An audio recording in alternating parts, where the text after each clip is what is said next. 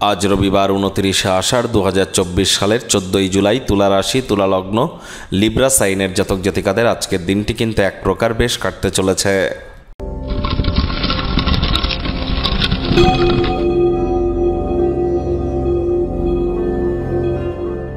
ভিডিওটির শুরুতেই স্ক্রিনে আপনারা দেখতে পাচ্ছেন সূর্যদেবের প্রণাম মন্ত্র।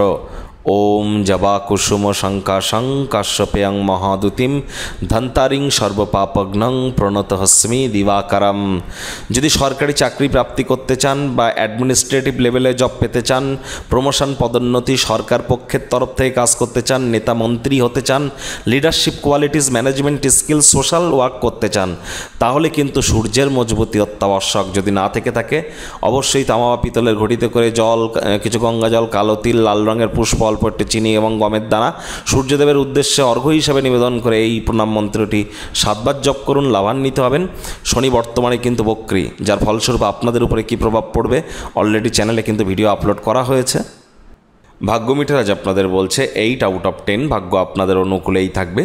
তবে কর্ম এবং পরিবার এই দুই ব্যাপারেই আপনাদেরকে একটু সাবধানতা অবলম্বন করেই চলতে হবে। কায়িক পরিশ্রম হলেও শরীর মনে সতেজতা এবং তরতাজাই আপনারা অনুভব করবেন।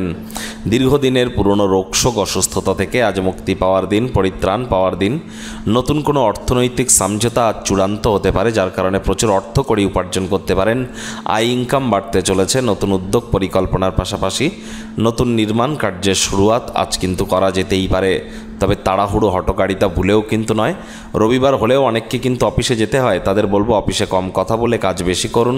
মনের থেকে মস্তিষ্ককে বেশি দাম দিন। কোনো প্রকার অফিস পলিটিক্সের অংশগ্রহণ যেন করবেন না।